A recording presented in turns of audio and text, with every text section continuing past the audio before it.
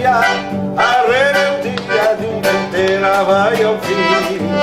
Aqui no campo a pegada é sempre feia, nem bem clareia e eu já me encontro na vida. Bicho tinhoso que lá pula o campo afora, junto na espora e lá no lombo aposto a vida. Quando o sapateia na mangueira, é igual a poeira em redemoinho na tormenta. Arqueia o lombo e parece que o céu desaba, peleia brava que só um índio taura aguenta. Quando o sapateia na mangueira, é igual a poeira em redemoinho na tormenta. Arqueia o lombo e parece que o céu desaba, peleia brava que só um índio taura aguenta.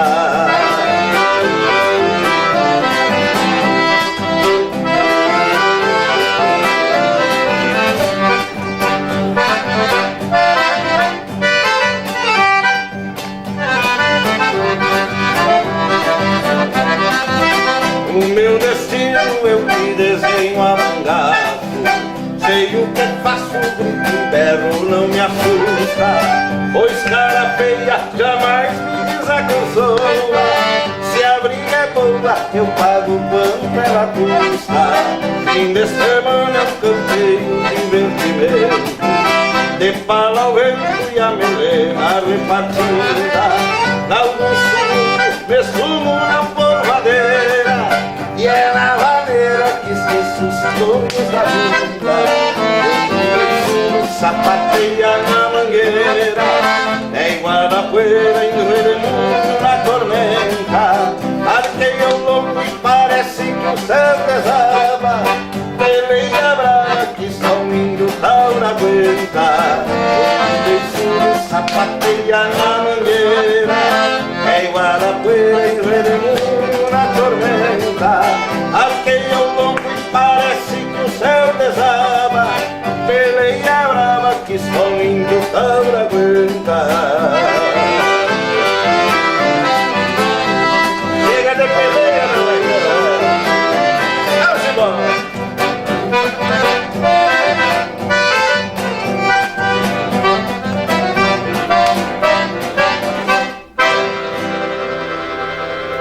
Buena gauchada amiga do programa Tradição e Cultura na TV Restinga.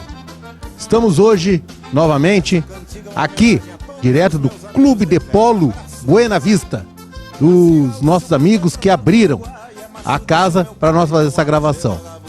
Hoje, estamos aqui, o prazer de ter o grande artista gaúcho, Dionísio Costa, que está aqui acolherado com os amigos do O de Casa, trouxe junto os guri aqui para tocar com ele. Mas buenas, nós continuamos hoje com a mesma rotina do nosso programa. Depois nós teremos a parte cultural, estaremos falando para vocês como é que funcionava as reduções jesuíticas, como é que funcionava lá o trabalho dos índios, dos padres. Estaremos sabendo um pouco mais sobre isso.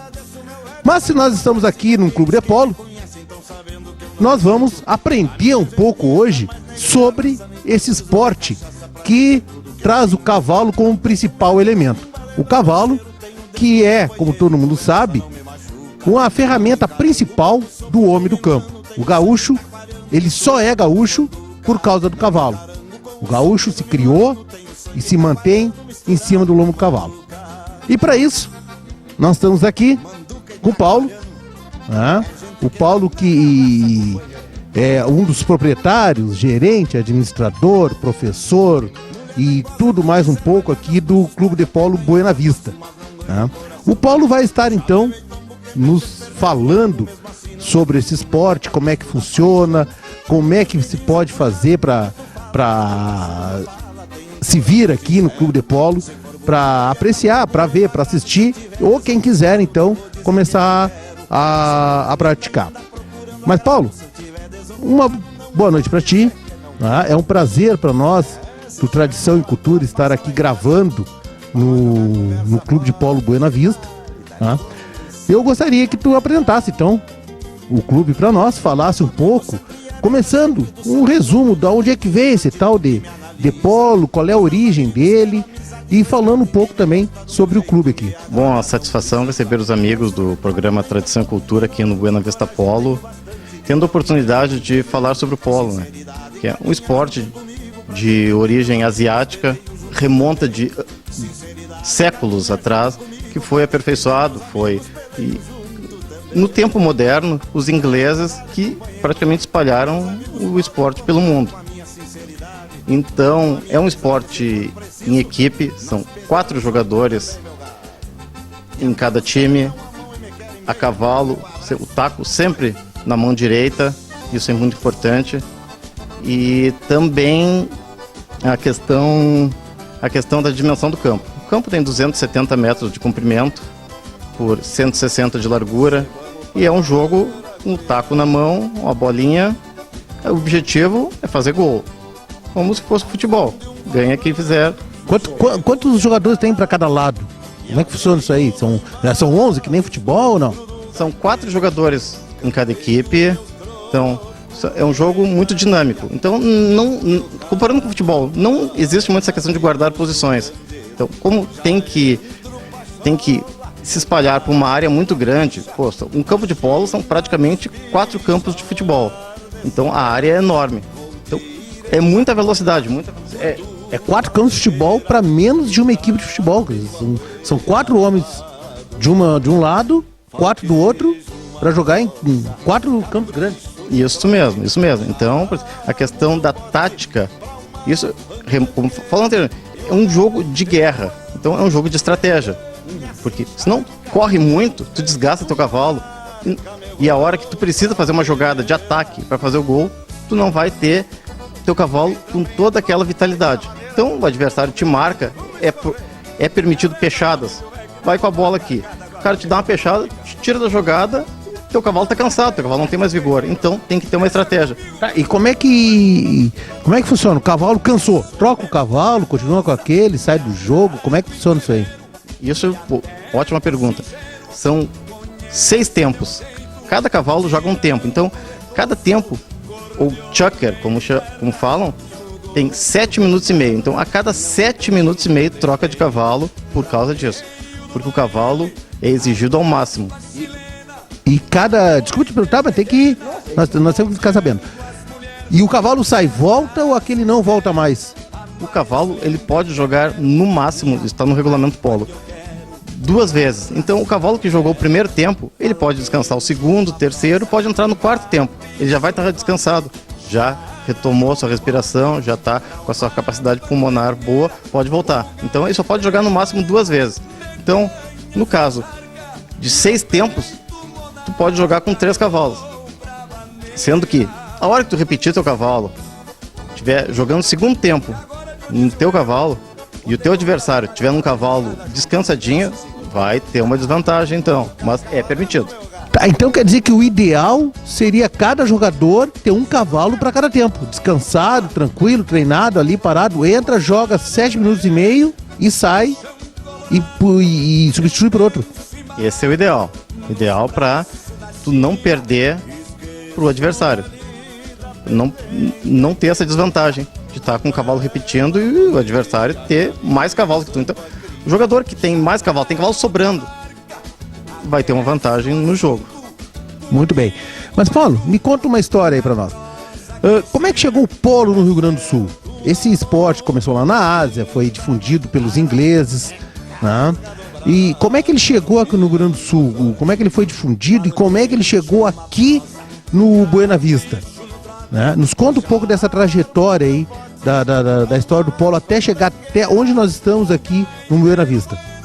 Bom, como eu falei anteriormente, os ingleses trouxeram esse esporte para a Argentina.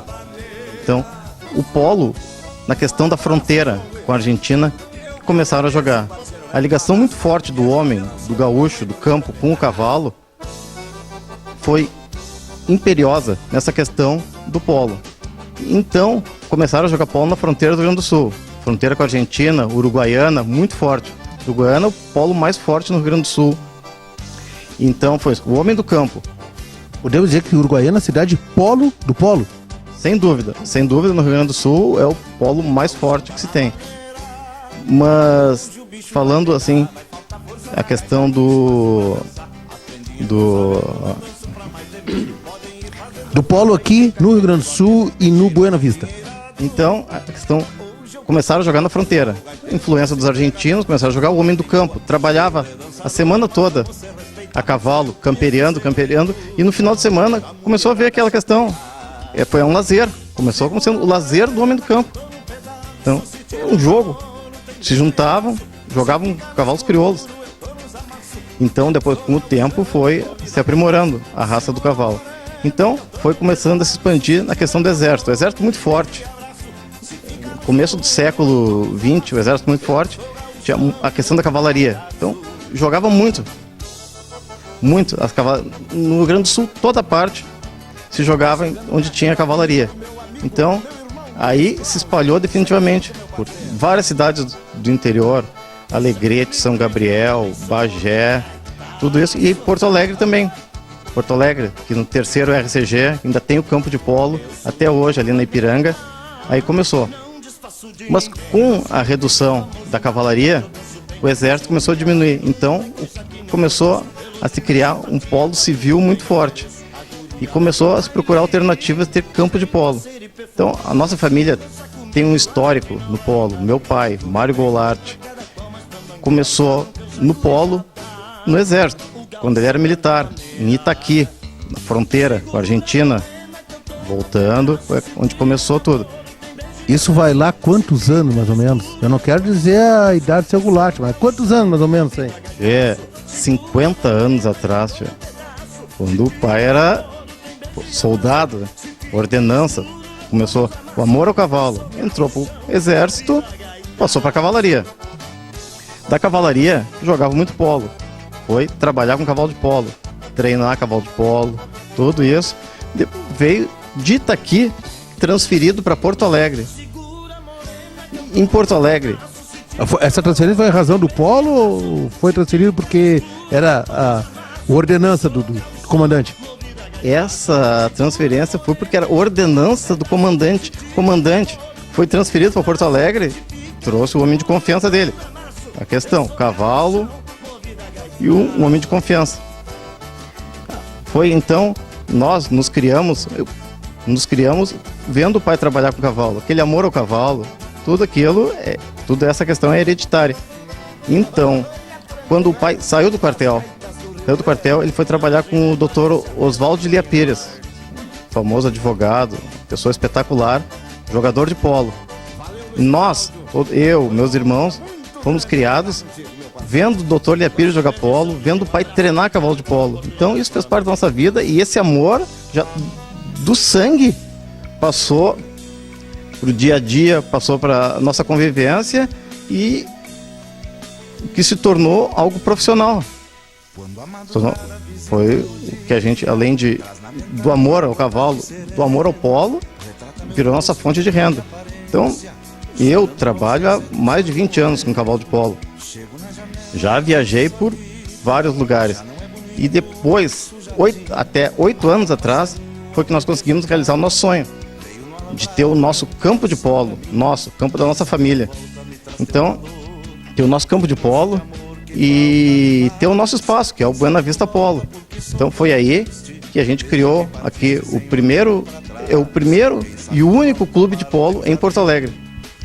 Buena, então quer dizer que desse amor ao cavalo, principalmente por ser o homem do campo, o homem da fronteira, lá de Itaqui, o seu Mário Goulart, trouxe para a família essa paixão pelo jogo de polo.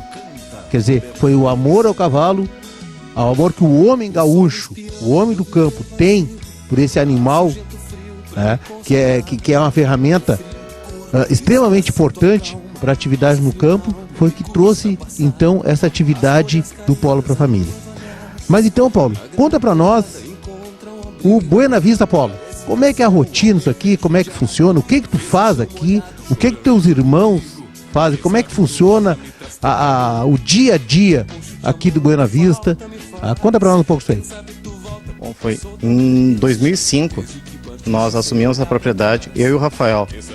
Rafael O Rafael é aquele que tá acendendo fogo lá pra assar uma carne pra nós ou não? É ele mesmo? Ele mesmo, Rafael, meu irmão, meu sócio, e é a melhor coisa que existe, trabalhar com a família, e além de tudo, um grande amigo, um grande incentivador, um grande apaixonado pelo cavalo. Então, nós aqui em 2005, começamos aqui, qual é a nossa ideia? Ter um campo de polo, devido ao nosso conhecimento do esporte. Quando nós conseguimos concretizar esse sonho, começamos a receber amigos aqui, que deixam os cavalos sobre nossa responsabilidade, onde nós fizemos tudo. Todo o tratamento do cavalo, o treinamento, porque é um cavalo atleta. É um jogo muito rápido, muito veloz, desgasta muito o cavalo. Então, o cavalo ele tem que ter um treinamento específico para polo. E isso é feito no dia a dia. Como quem trabalha com cavalo. Isso, seja qual for o cavalo, seja qual for a atividade, tem que levantar muito cedo. Levanta cedo, dá ração para os cavalos, escova, tudo isso. Eu, o Rafael, temos nossos funcionários, fizemos isso e depois começa o treinamento dos cavalos.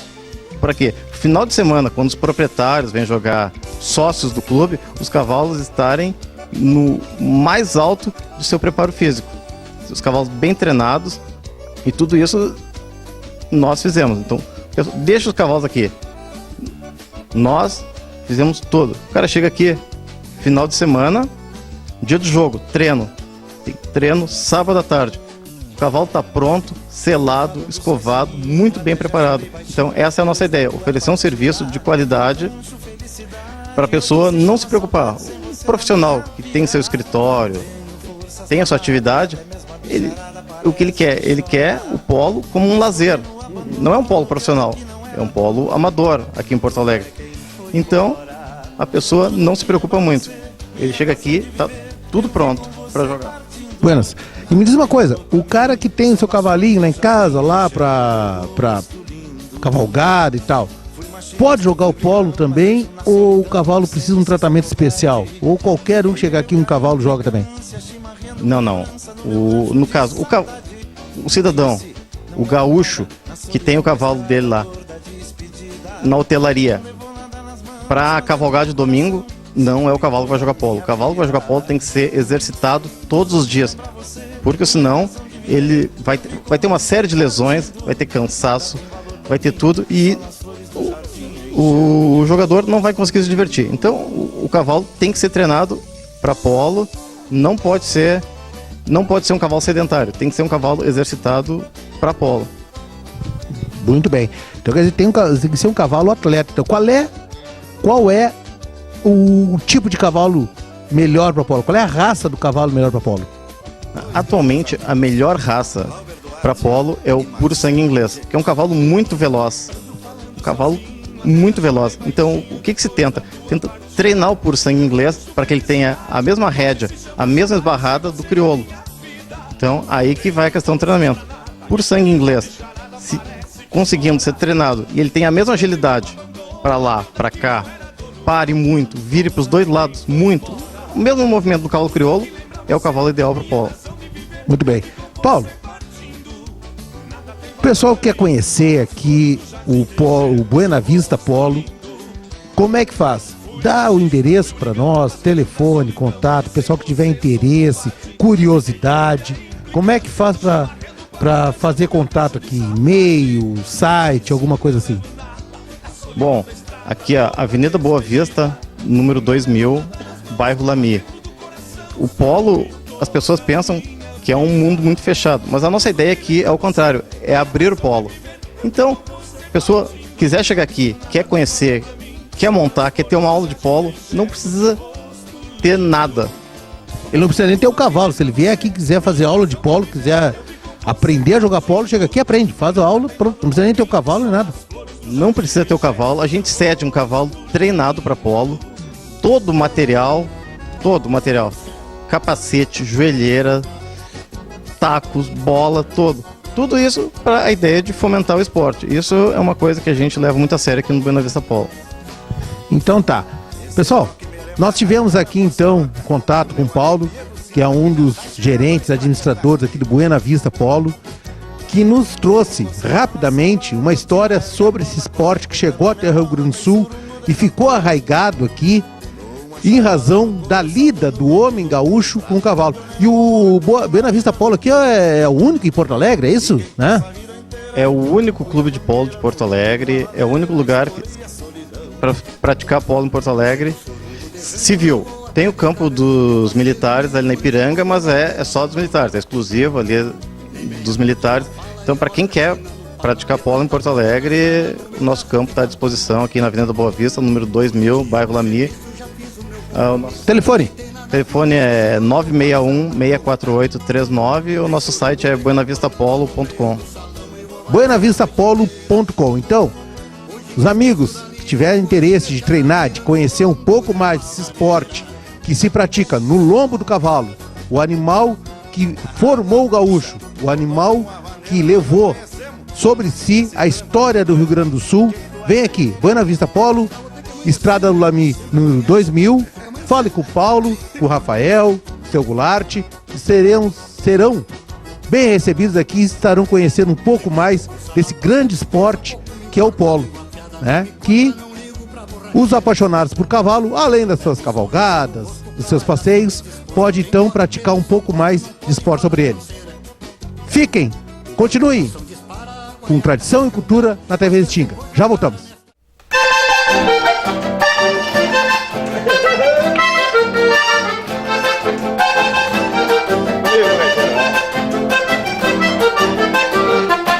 Nasci gaúcho nas andas do Uruguai, é macho desse meu pai, não há de ser vagabundo.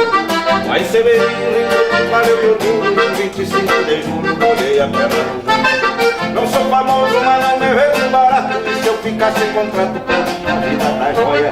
Porcaria, ninguém me tira dos foros, afinal não sou cachorro, que atua troco de boia. Comissaria, ninguém me tira dos foros, afinal não sou cachorro, que atua troco de boia.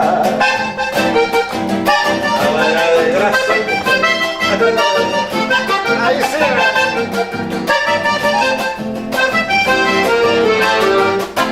Sempre agradeço meu velho pai numa prece, e aqueles que me conhecem estão sabendo que eu não minto. A minha gente eu jamais neguei a raça, nem preciso de cachaça pra dizer tudo que eu sinto. Não tenho medo da língua de meu parceiro, tenho Deus por companheiro, conversa não me machuca. Não me encarando com o sopro do limão, tenho sangue taquarando misturado com manduca. Não me encarando com o sopro do limão, tenho sangue taquarando misturado com manduca. E manduca e taquarando a gente que não nega a raça. A mulherada, mulher dengosa que quiser malhar meus passos, pode até ganhar uns abraços, mas não ganha o coração. Já levei tudo que me fez perder o rumo, mesmo assim não me acostumo com o cabresto da paixão. Nunca me dizem cuidado com o que tu fala, mas por baixo do meu paro tenho um coração sincero. Se for bonita e andar procurando agrado, se eu tiver desocupado não vou dizer que não quero. Se for bonita e andar procurando agrado, se eu tiver desocupado eu não vou dizer que não quero.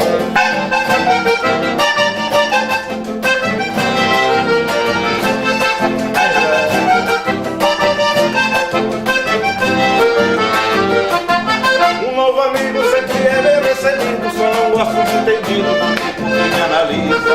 Dos meus amigos quero amizade e respeito. Quem não gosta do meu jeito, me agrada, não precisa.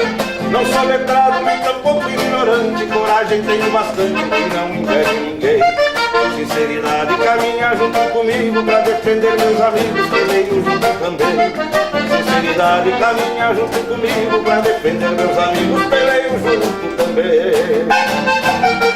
É verdade, meu companheiro. Olha o área trabalhista, civil. Qual é a carga horária dos empregados domésticos? Ter considerado hora extra. Aí a diarista com essa nova lei. Aí não será configurada a hora extra. Que dorme no emprego, ganha adicional noturno. Quem tem direito à pensão alimentícia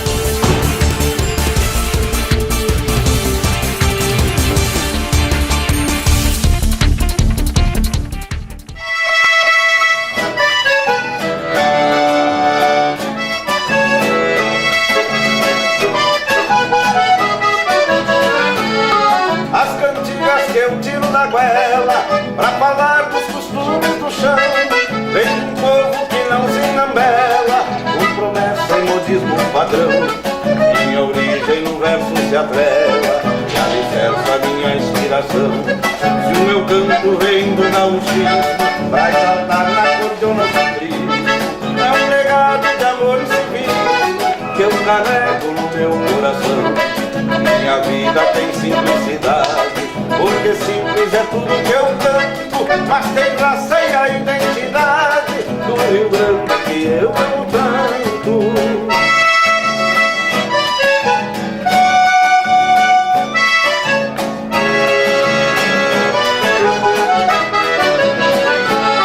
Eu sou cria da terra vermelha, do interior lá do meu Severino, e por isso minha alma se espelha na querência onde eu fico vivo.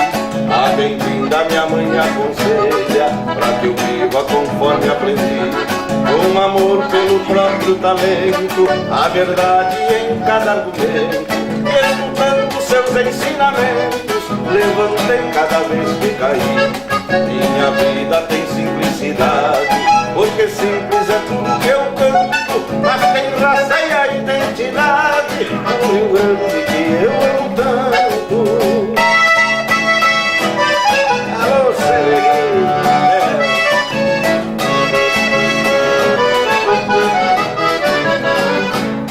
sou poeta amante de festa e respeita o Rio Grande antigo, mas aquilo que pra mim não presta, não disfarço e também não maldigo.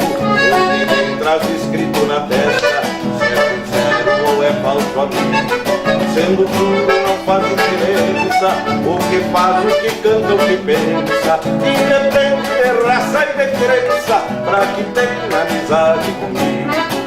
Minha vida tem simplicidade, porque simples é tudo que eu canto, mas tem raça e a identidade do Rio Grande que eu amo tanto.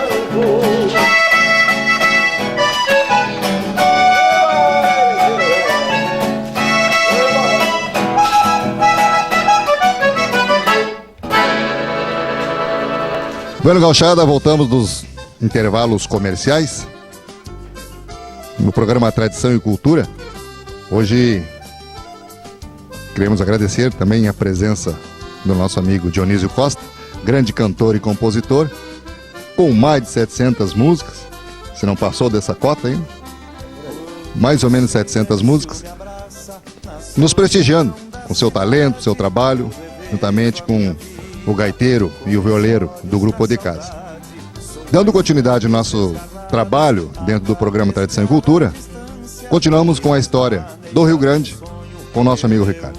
Então, continuando nosso programa de hoje, Tradição e Cultura, nessa parte que eu acho uma das mais importantes do programa, onde o pessoal que está em casa aí assistindo pode cada dia saber um pouquinho mais da história do Rio Grande do Sul. Nós já passamos aqui pelo programa, o pessoal já viu algumas coisas interessantes, né? Já ficou sabendo a diferença da Cruz Lorena para Cruz de Caravaca. Dionísio, sabe qual é a diferença, não? Ah, eu sei que a Cruz de Lorena tem algumas travessas a mais. Essa é a única coisa que eu sei. Tá bom, tu não sabe então. Assiste o último programa nosso, tu vai saber a diferença dele. Né? E outras coisas. Gado Orelhano, conhece a música do Dante Ramon Ledesma? Conhece? Orelhano, sim. Sabe cantar? Canta um pedacinho pra nós aí. Orelhano, demarca e sinal, fulano de tal, deixar las campeiras, por aí você vai. Mas aí você vai. O que é Orelhano, sabe? Orelhano é, a grosso modo, é o gado que não tem dono, né? É mais ou menos isso. Porque foi trazido por um padre lá nas épocas das missões, que se chamava Orelhano. E aí ficou então o nome de Orelhano em razão do nome do padre. Essas coisas todas aí, esses detalhes da história do Rio Grande do Sul, vocês ficam sabendo aqui no Tradição e Cultura. Mas, bueno, hoje nós vamos ficar sabendo um pouquinho como é que funcionava as reduções jesuíticas. Como é que o pessoal fazia lá? O que acontecia? Os padres trabalhavam, os índios trabalhavam, o que eles faziam lá nas reduções jesuíticas? Como é que era a rotina deles? Né? Então, as missões jesuíticas que vieram, né, para cá em razão de solicitação do governador do Paraguai, isso aí vocês podem ver em detalhes no outro programa, né? Estiveram aqui e ficaram principalmente onde hoje é o Paraguai, Paraná, Mato Grosso, e vieram também para o TAP, que hoje é Rio Grande do Sul. O TAP era como se chamava o Rio Grande do Sul na época, que TAP em tupi quer dizer caminho. Buenas. Então os índios moravam naquela época nas reduções, que foi montado pelos padres, né? E as reduções jesuíticas, eles pagavam imposto para a coroa espanhola, né? Não era aquele negócio de produzir e tal, não. Eles tinham um contato direto com a Europa. Então tudo que era produzido aqui pelos jesuítas, a erva mate, o couro, a carne e outras coisas mais, que eles tinham condições de exportar para a Europa, ia para a Europa e eles pagavam o imposto para a coroa espanhola. Até porque os índios eram considerados cidadãos espanhóis. Eles não eram mais considerados índios, eram considerados cidadãos espanhóis. Buenas, como é que funcionava então? De manhã o pessoal acordava, né? A missa tinha diariamente, né? Porque os padres vieram e trouxeram, né, a cristandade para ajuda dos índios. E então, todos os dias tinha missa. O índio, quando casava, né, sempre dentro dos padrões cristãos, ele ganhava o seu lote de terra. Ele casava, escolhia a mulher para ele, casava e ganhava seu lote de terra para sustentar a família. Esse lote de terra chamava-se Abambaé, que quer dizer o quê? Abam quer dizer do homem, né? Quer dizer que aquele lote de terra era dele, ele ia produzir para ele, para a família, para sustentar a família dele, né? E geralmente era suficiente para isso. Ele plantava, produzia, enfim. Durante 4 dias por semana, ele trabalhava na terra dele, na terra da família dele, no Abambaé. Tudo que ele produzia durante aqueles 4 dias da semana era dele, era da família, era para o sustento dele. 2 dias da semana, ele trabalhava onde? Ele trabalhava para o coletivo. Então, havia roças, havia plantações, havia criações que era do coletivo, eram de todos. Chamava-se Tupã-Baé. Tupã, porque Tupã é o deus maior dos índios, que era de todos. Significava isso, que era de todos. Então, 4 dias da semana, o índio trabalhava para ele, para a família dele. 2 dias da semana, o índio trabalhava para a coletividade. Então, inclusive, tem alguns autores que falam na República Socialista Jesuítica, porque era uma ideia socialista. Quer dizer, todos eram dono de tudo ao mesmo tempo. E eles produziam muita coisa. A produção de lá era muito, muito grande, né? Esse Tupã-Baé, para quem que servia? Existia na comunidade indígena, como nós temos hoje, existia as viúvas, os órfãos, os doentes, os idosos, aqueles que não podiam mais trabalhar. E isso tinha um local lá na redução que era deles, né?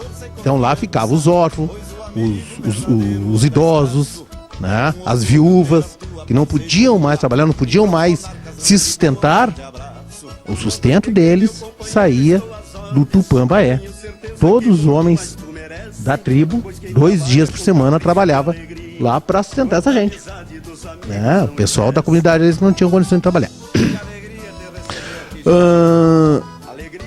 O que sobrava disso, né? Produziu, o pessoal consumiu. O que sobrava dessa produção deles era trocada por outras coisas, né? O que eles produziam lá era trocada ou era mandado para a Europa, para eles terem algum ganho, certo? O que eles produziam? O que os índios produziam lá? Tá? Milho, mandioca, abóbora, né? Algodão, cana, hortaliças, muitas árvores frutíferas, certo? Porque espaço era o que eles mais tinham, né? Grandes ervais e extensas criações de gado. E quanto aos ervais, a erva mate, tem um detalhe, né? Quando os jesuítas chegaram aqui, né, os índios todos faziam uso da erva mate como chimarrão, era de uso comum de todos. Como essa erva produzia uma euforia maior nos índios, os padres chamavam que era uma erva do diabo e proibiram a indiada de usar erva, mas não adiantou. Mais eles proibiam, mais os índios usavam. Até que eles chegaram num ponto que eles, bom, ou nós conseguimos catequizar os índios e deixamos eles usar a erva, né? Usar a erva mate, ou nós não vamos conseguir conquistá-los, né? Então, aquele negócio, não pode combater, une-se a eles. E aí, então, os padres liberaram para os índios usarem erva mate, até porque eles estavam vendo que podia ser isso aí uma forma de ganhar dinheiro, né? E eles começaram a produzir erva mate em longa escala, em grande escala mesmo, que começaram a mandar para a Europa. E a Europa começou a gostar do chá de erva mate. E eles começaram, onde é que era produzir erva mate? Para exportação? Aqui no Rio Grande do Sul, pelos índios. Onde é que era produzida essa erva mate? Onde é que ela estava? Por incrível que pareça, ele não era lá nas missões, até tinha por lá. Mas os ervatais vinham até Porto Alegre, ali onde nós temos hoje Sertão Santana, Mariana Pimentel, Tapes, Guaíba, aquela região toda ali, era a plantação de erva dos jesuítas.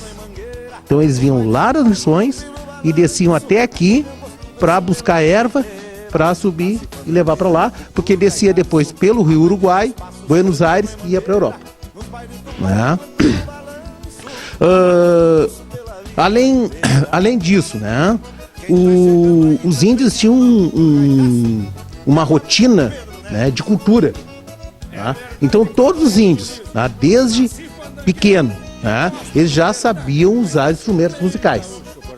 Tá? Desde pequeno o índio já ia para a escola. Instrumentos musicais, né, aula de música, canto, teatro, dança, desenho, pintura, escultura, isso aí.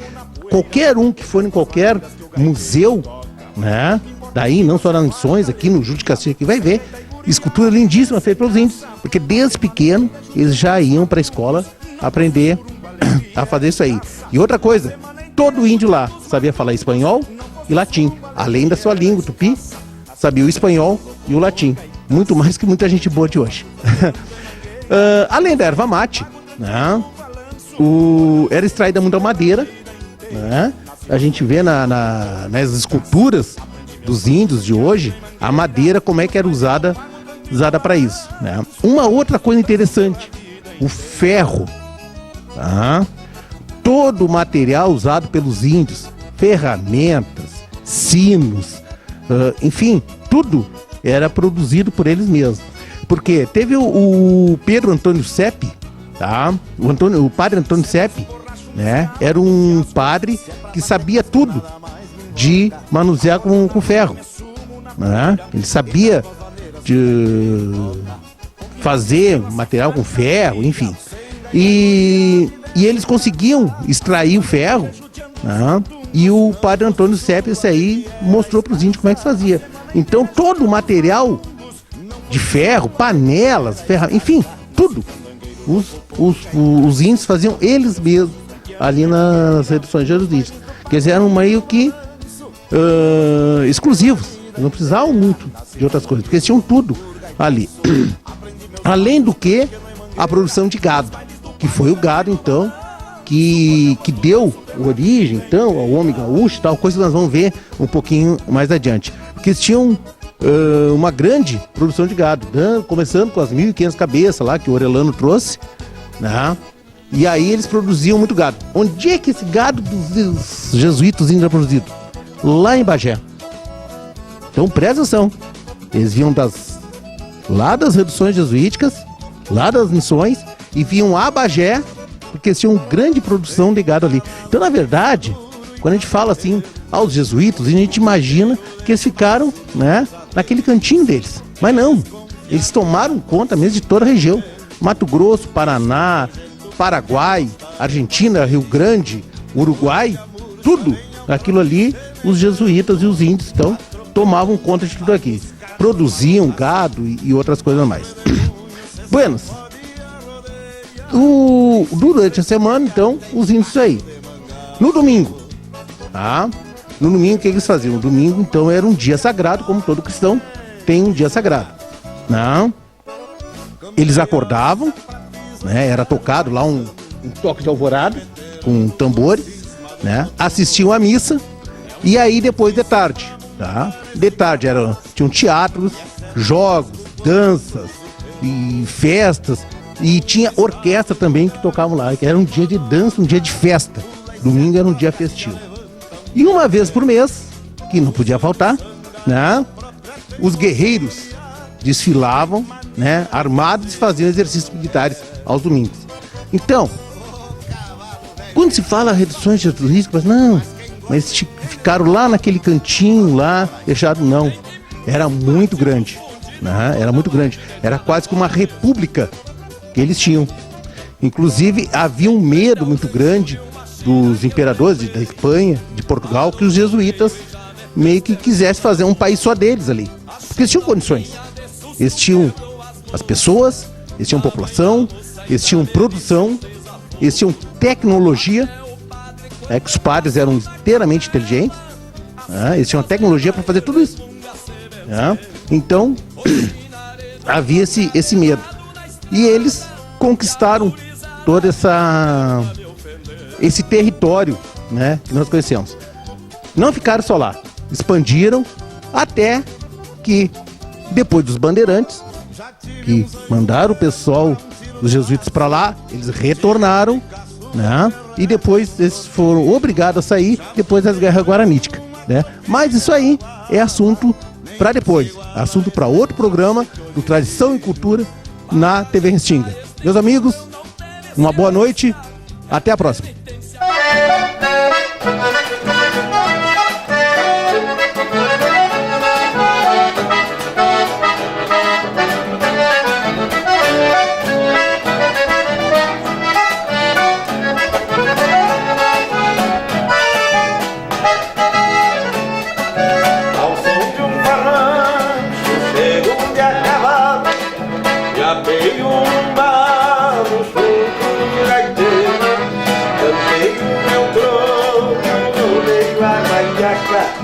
E o cabo da faca leu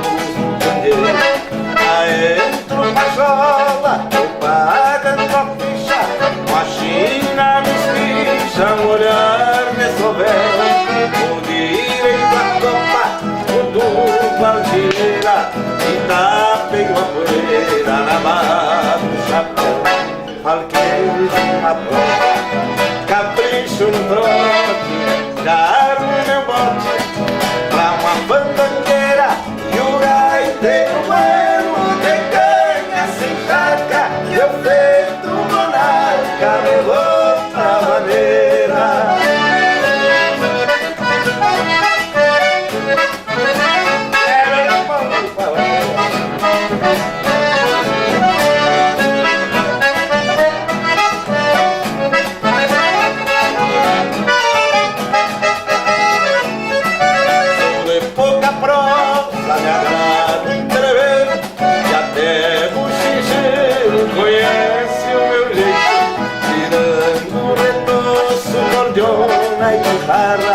No gosto por barra não tem defeito.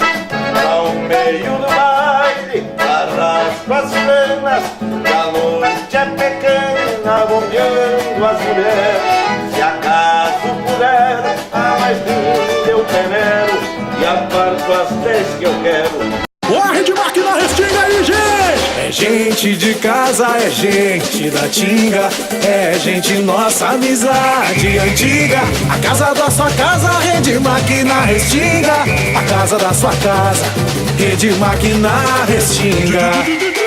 ofertas de inauguração. Aproveite a ocasião, ofertas arrasa quarteirão.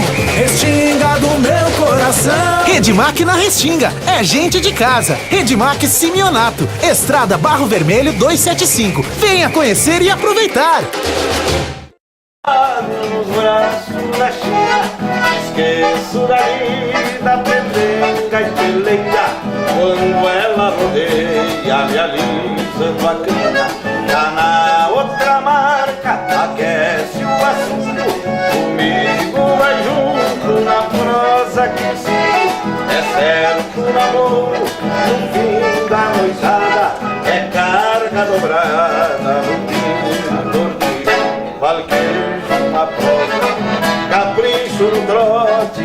Cargo meu mote pra uma fandangueira. E o gaiteiro moreno de ganha sem charca. Eu feito monarca de outra maneira. Eu amo cavaleiro.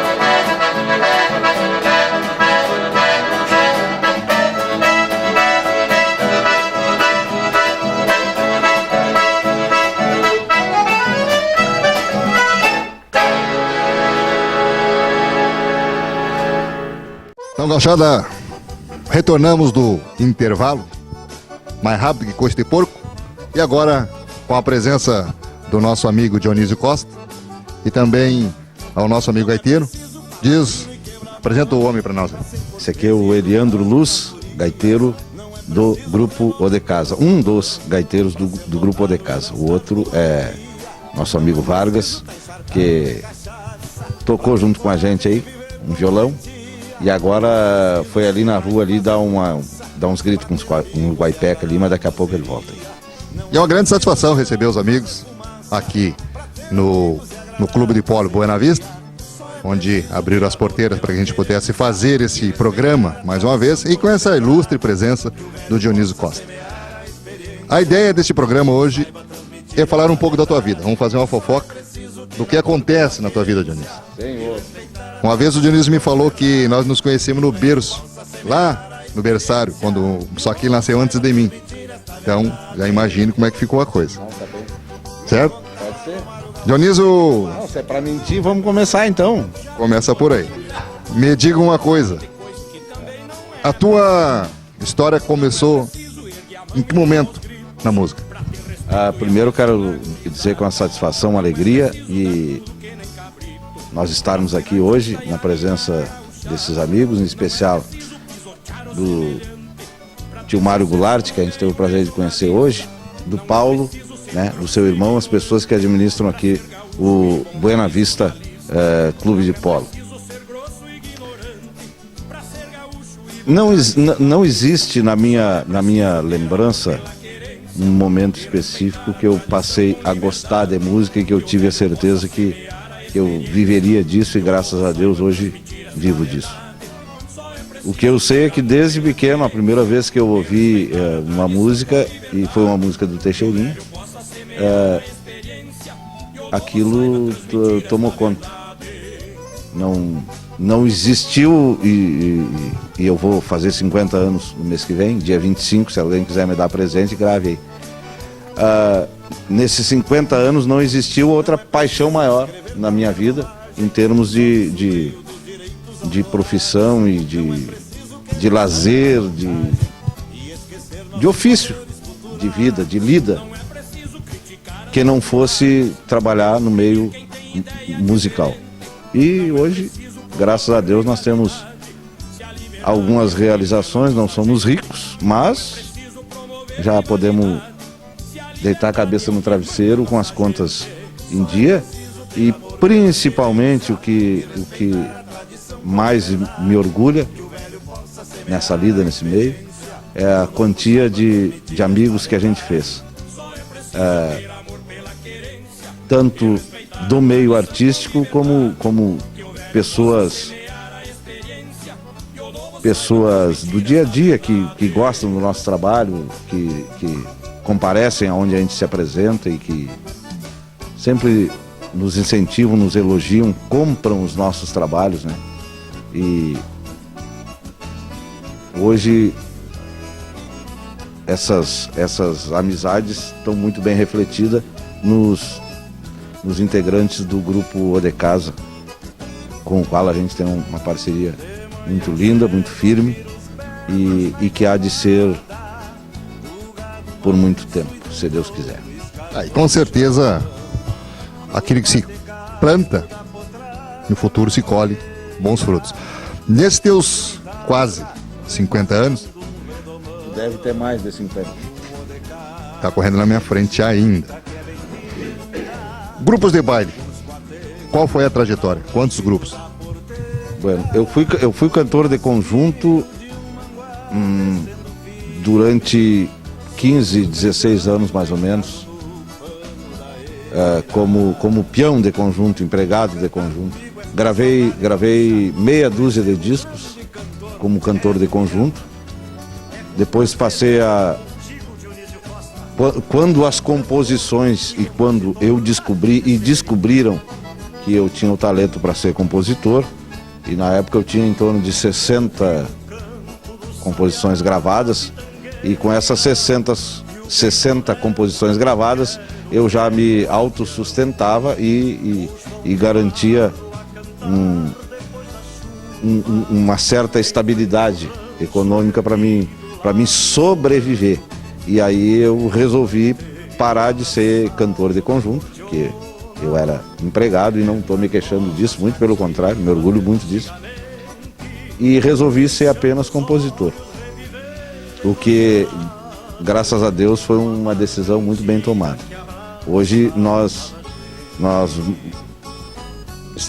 já passamos de 700 composições gravadas há bastante tempo e eu não me preocupei mais em contar, porque a gente não faz música pela quantidade, sim por amor e procurando sempre fazer o máximo de qualidade dentro das limitações que a gente tem, logicamente. Depois, a convite de uma gravadora, Kivis Music, eu acabei gravando um disco solo, que a rigor não é um CD solo, porque tem 14 artistas famosos e mais a minha filha, artistas esses que já tinham gravado músicas minhas e que eu, nesse CD de estreia solo meu, eu convidei e eles aceitaram e cantaram comigo, artistas como o Gildinho dos Monarcas, o Walter Moraes, o João Luiz Correia, Marcelo Duthier e tantos outros, né? E Edu Silva, tantos outros que gravaram comigo. Depois disso, eu continuava achando que o meu foco não era ser cantor, não era me apresentar como cantor, e que eu queria ser apenas compositor. Aí lancei um segundo disco também, a convite da gravadora City, apadrinhado pelo Conjunto dos Monarcas. Depois disso lancei um terceiro disco solo e daí eu comecei a pensar, eu não quero ser cantor, então isso é teimosia ou é destino, né? Eu tenho que decidir o que é isso. E resolvi que vou continuar sendo cantor.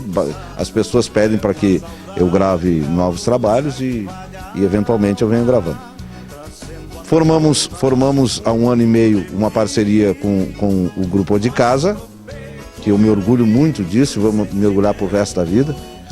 Tenho certeza que a recíproca é verdadeira e mais do que colegas de palco, mais do que músicos, artistas que lidamos e gostamos das mesmas coisas, são pessoas que eu quero muito bem, são amigos de verdade. E a gente trabalhar com pessoas assim não tem dinheiro que pague, a gente passa por cima de qualquer coisa, tendo as parcerias verdadeiras. Dessa parceria nós fizemos um disco, o Grupo O de Casa, Dionísio Costa, honrando o chucrismo, aonde tem as participações do Edson Dutra dos Serranos, Albino Manique, uma legenda da cordiona do Rio Grande do Sul, o Oscar Soares, ex-integrante dos Mirins, dono do estúdio aonde a gente grava, e tantos artistas famosos gravam, como o Mano Lima, João Luiz Correia e por aí você vai. Tivemos a participação do próprio João Luiz Correia também, no nosso CD, do Luciano Maia, e me esqueci de algum? Acho que são esses, né? Que participaram desse nosso CD. Grupo O de Casa e Dionísio Costa, que nós voltaremos aqui ao programa e nós voltaremos com todo o conjunto e traremos também o nosso trabalho e posso trazer também alguns discos solos. E nesse momento eu estou gravando mais um CD solo, o quarto CD solo da minha carreira, né? E com alguns convidados especiais no próximo programa, na próxima oportunidade, a gente vai falar.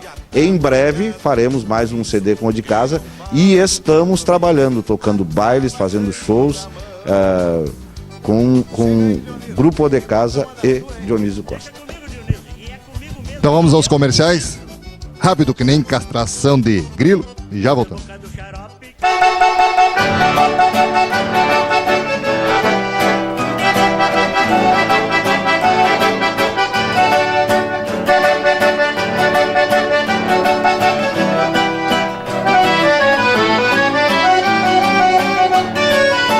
Se às vezes me esqueço em função da lida, de dizer que a vida pra mim é você, que a banca comigo me faz um afago, me alcança um amargo, que eu vou te dizer. Andei pelo mundo sem saber amar, e até te encontrar eu não amei ninguém.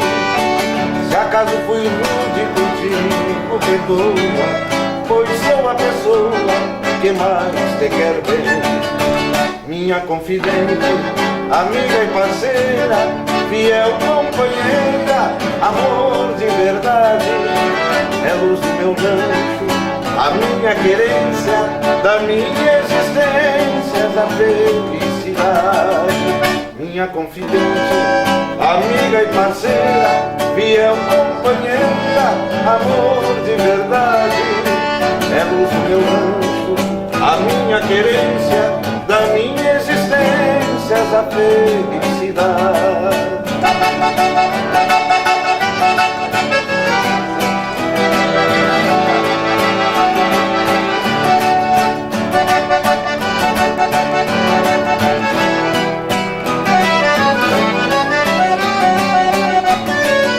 A gente não sabe da vida lá adiante, mas acho importante pensar no depois. Por isso me aparto do teu doce abraço, e em tudo que faço só penso em nós dois. Não temas, eu volto junto com a saudade, minha felicidade é estar aqui. O mundo oferece, mas tem um juízo, tudo que eu preciso eu encontro em ti. Minha confidente, amiga e parceira, fiel companheira, amor de verdade, é luz do meu rancho, a minha querência, da minha existência, da felicidade. O Redmark na Restinga aí, gente! É gente de casa, é gente da Tinga, é gente nossa amizade antiga. A casa da sua casa, Redmark na Restinga. A casa da sua casa, Redmark na Restinga. Ofertas de inauguração, aproveite a ocasião. Ofertas arrasa quarteirão, Restinga do meu coração. Redmark na Restinga, é gente de casa. Redmark Simeonato, Estrada Barro Vermelho 275. Venha conhecer e aproveitar. Minha confidente, amiga e parceira, fiel companheira, amor de verdade, é luz do meu rancho, a minha querência, da minha existência, da felicidade.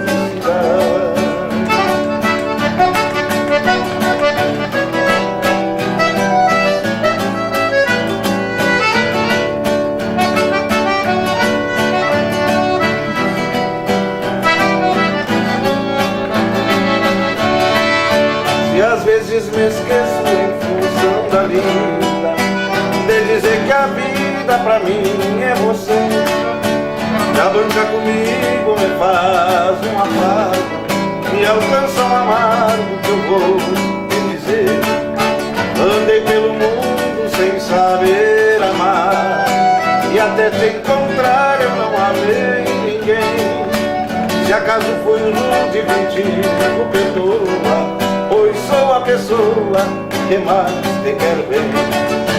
minha confidente, amiga e parceira, fiel companheira, amor de verdade. É luz do meu rancho, a minha querência, da minha existência, essa felicidade. Minha confidente, amiga e parceira, fiel companheira, amor de verdade. É luz do meu rancho, a minha querência, da minha existência, essa felicidade.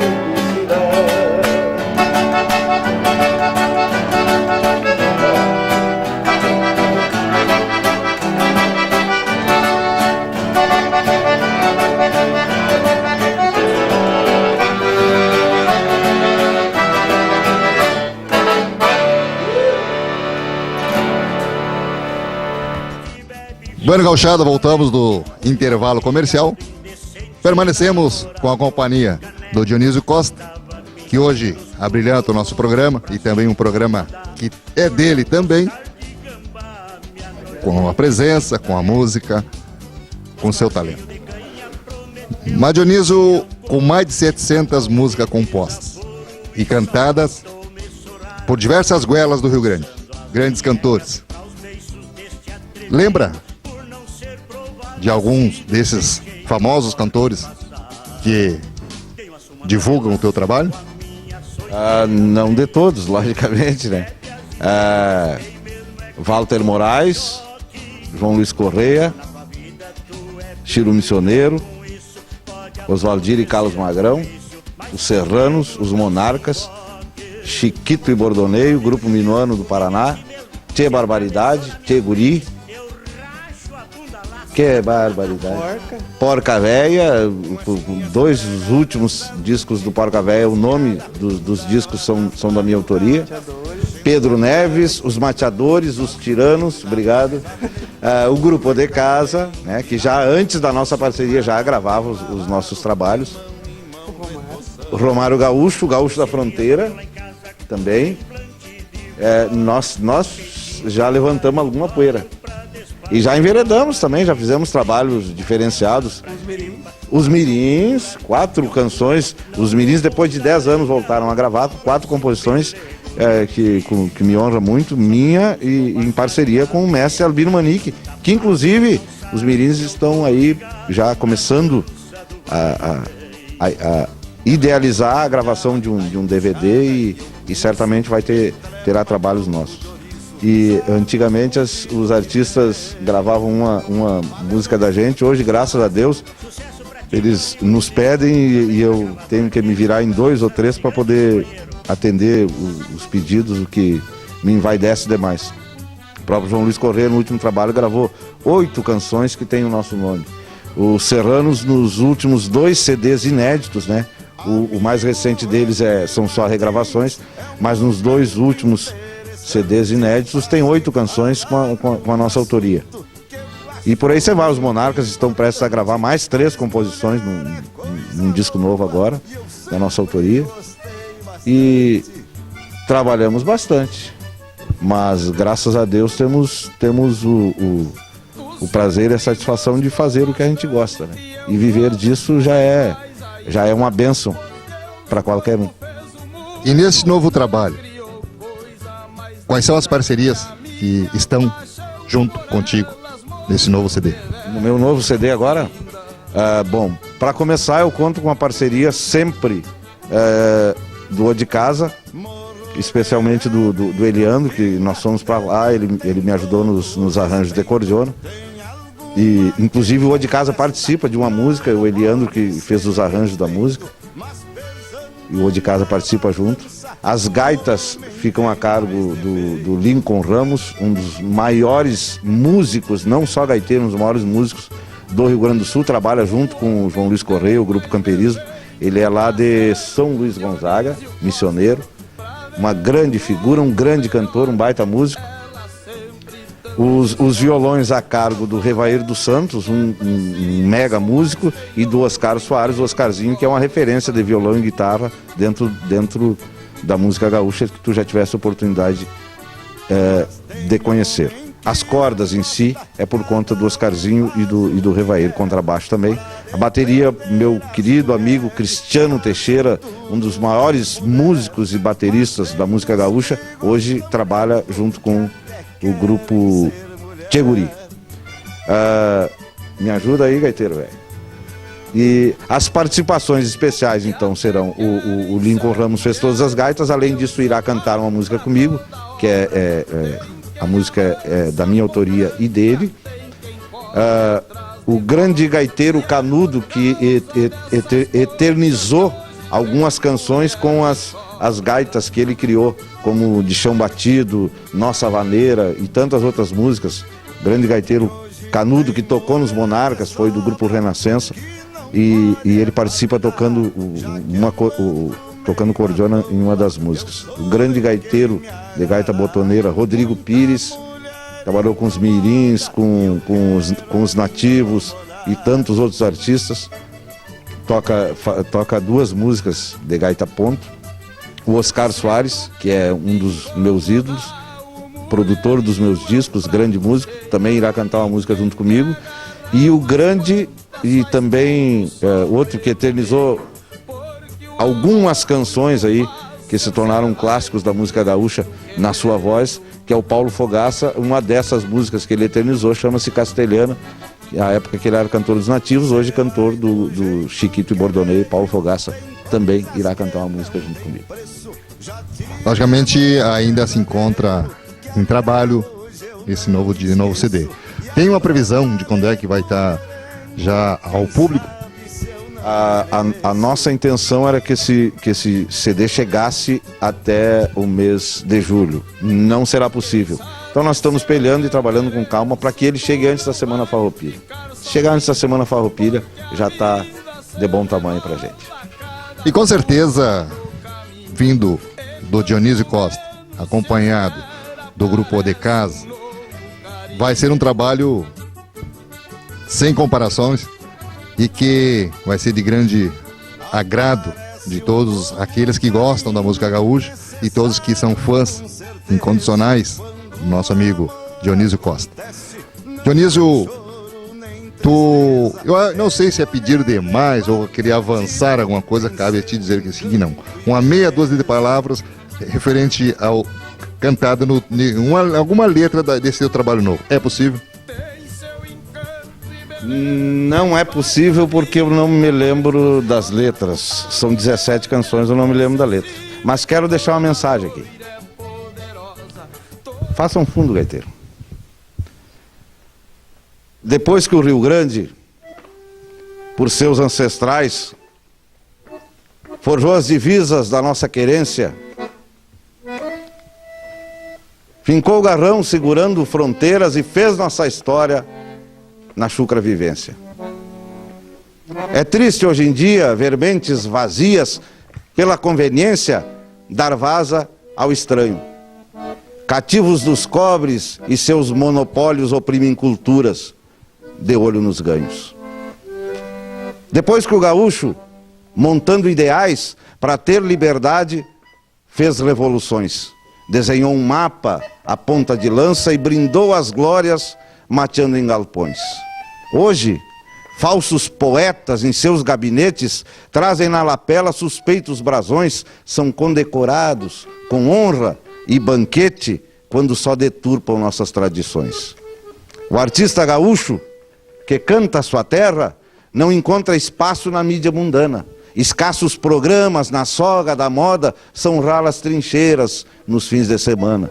São frestas estreitas na tela maior, onde o nepotismo da arte é um requinte. E o que deveria ser nossa conquista parece um favor a meros pedintes. Gordachos discursos de interesseiros entopem o povo de conversa afiada. E os mesmos que exaltam Sepete Araju não olham para os bugres da beira da estrada. Os podres de fora, aqui tem valor. E a gauchada, esquecida de novo, ainda peleia para ter o direito de mostrar ao mundo a cultura de um povo. E eu digo que gostoso beliscão em quem ouviu essa declamação. Amigos do Tradição e Cultura, agradeço a Deus por mais essa oportunidade de podermos fazer este programa na companhia do Dionísio Costa, do nosso amigo gaiteiro, do Eliandro Luz, lá do grupo O de Casa, a presença também do seu Quadros, que veio nos prestigiar. Nosso diretor do grupo O de Casa. Daí, o seu Quadros, também ao seu Goulart, o Paulo, o Rafael, que são os proprietários daqui do Buena Vistas Polo. Vargas, o nosso gaiteiro do O de Casa, e também o Rafael Luz, o Rafinha, nosso baterista, está presente. E todo esse pessoal prestigiando o nosso programa Tradição e Cultura na TV Restinga. Uma boa noite e até o próximo programa.